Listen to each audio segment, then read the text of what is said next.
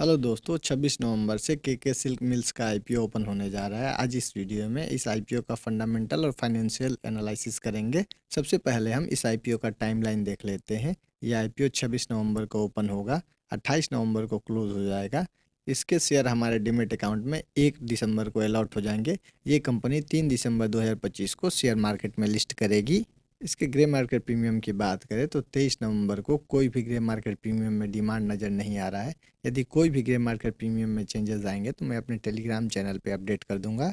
अब हम company detail देख लेते हैं। ये कंपनी अगस्त 1991 में इनकॉर्पोरेट हो गई थी, मतलब कि इस कंपनी को अपने सेक्टर में काम करते हुए 33 साल हो गए हैं। 33 साल का एक्सपीरियंस एक अच्छा खासा एक्सपीरियंस होता है। बेसिकली ये कंपनी फैब्रिक्स और गारमेंट्स दोनों का निर्माण करती है।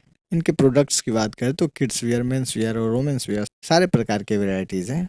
बेसिकली ये कंपनी जो फैब्रिक का निर्माण करती है उसका यूज मेन के shirt, formal, casual wear, sherwani materials, ladies dress, बुर्का आदि में यूज़ किए जा सकते हैं। बेसिकली ये कंपनी रेडीमेड्स गारमेंट्स वैसा बनाते हैं जो कि क्लाइंट के एक्सपेक्टेशन और स्टाइल के अनुसार होगा। इस कंपनी के मैन्युफैक्चरिंग फैसिलिटी मरगांव वालसाड़ में है, जिसका एरिया 5422 स्क्वायर फीट में है। और इसकी प्रोडक्शन कैपेसिटी की बात करें तो 20 मिलियन मीटर्स फैब्रिक और गारमेंट्स का प्रोडक्शन करती है ये कंपनी सालाना। 31 मार्च 2025 के अनुसार इस कंपनी के पास 191 परमानेंट एम्प्लॉय और 26 कॉन्ट्रैक्ट वर्कर्स थे।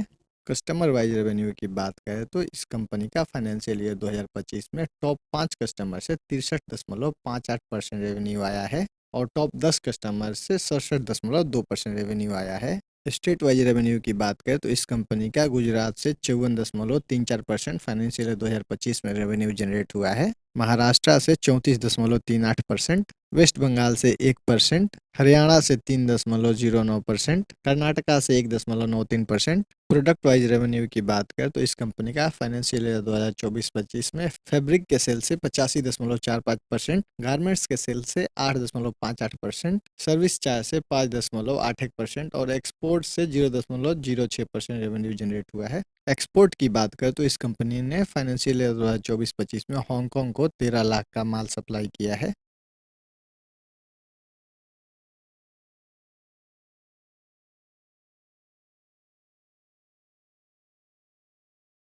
टोटल एसेट्स की बात करें तो 102.75 करोड़ से बढ़ के 162.17 करोड़ हो गया है। टोटल इनकम की बात करें तो 189 करोड़ से बढ़ के 221 करोड़ हो गया है। प्रॉफिट आफ्टर टैक्स की बात करें तो 1.06 करोड़ से बढ़ के 4.68 करोड़ हो गया है।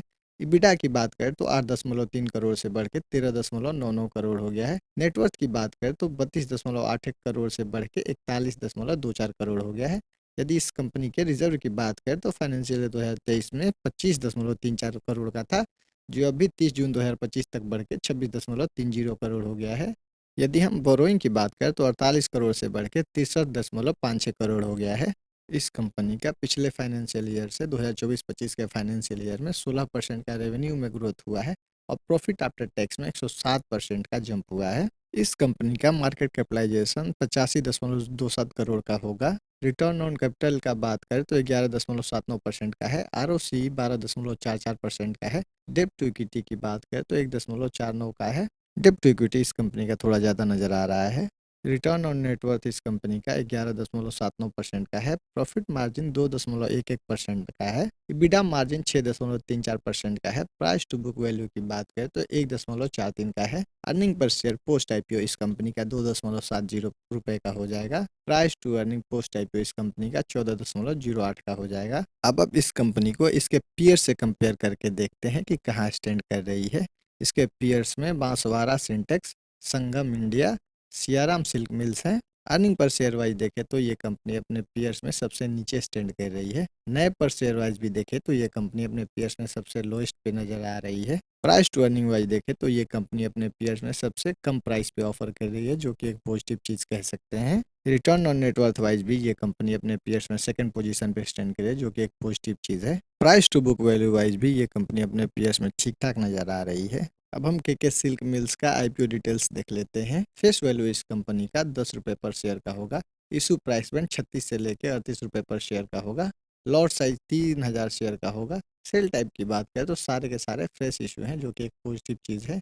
टोटल इशू साइज 28.50 करोड़ का होगा। मार्केट मेकर के लिए इन्होंने 1.43 करोड़ का रिजर्व रखा है। पब्लिक को ये 27.08 करोड़ ऑफर कर रहे हैं। ये कंपनी BSE पे लिस्ट करेगी। लॉट साइज की बात करें तो इंडिविजुअल इन्वेस्टर मिनिमम 2 लॉट यानी कि 6000 शेयर के लिए अप्लाई कर सकते हैं, जिसका वैल्यू होगा 2,28,000 रुपये। और BK चेन्नई 9 लॉट यानी कि 27,000 शेयर के लिए अप्लाई कर सकते हैं, जिसका वैल्यू होगा 10,26,000 रुपये। प्रोमोटर होल्डिंग पोस्ट IPO हम देखें तो 66.44% का हो जाएगा। अब हम IPO रिजर्वेशन देख लेते हैं। मार्केट मेकर के लिए इन्होंने 5% शेयर रिजर्व रखा है। QIB को ये 72,000 शेयर ऑफर कर रहे हैं।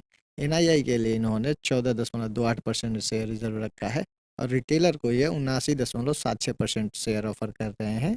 अब हम इस कंपनी का IPO ऑब्जेक्टिव देख लेते हैं, मतलब कि ये कंपनी जो मार्केट से 28.5 करोड़ उठा रही है उस पैसे का क्या करेगी। 6 करोड़ का इस्तेमाल ये कैपिटल एक्सपेंडिचर में करेंगे, जो कि रिप्लेसमेंट ऑफ इनके पुराने मशीनरी का हो जाएगा। 15 करोड़ का इस्तेमाल ये बोरोइंग को पे करने में करेंगे, जो कि एक फर्दर पॉजिटिव चीज़ हम कह सकते हैं, क्योंकि इस कंपनी के पास 63 करोड़ का ह्यूज अमाउंट में बोरोइंग है। कंक्लूजन देखने से पहले आपके फैमिली मेम्बर में किसी को भी जीरोधा ग्रो में फ्री में डीमैट अकाउंट खुलवाना है, उसका लिंक मैंने डिस्क्रिप्शन बॉक्स में दे रखा है। एसेट्स हमने देखा इस कंपनी का साल दर साल बढ़ा था, जो कि एक पॉजिटिव चीज़ है। ROE इस कंपनी का 11 और ROC इस कंपनी का 12 का था। वैसे हम 20 से ज़्यादा को पॉजिटिव मानते हैं। डेब्ट टू इक्विटी इस कंपनी का 1.49 का था। वैसे हम 0.5 से नीचे को पॉजिटिव मानते हैं, लेकिन इस कंपनी के पास बहुत ही ज़्यादा ह्यूज अमाउंट में डेब्ट है। इस कंपनी को हमने इसके पीयर से कंपेयर करके देखा तो कुछ पॉइंट में पॉजिटिव थी, लेकिन कुछ पॉइंट में ये निगेटिव थी, मतलब कि ये 50-50 कंपनी थी अपने पीयर्स में।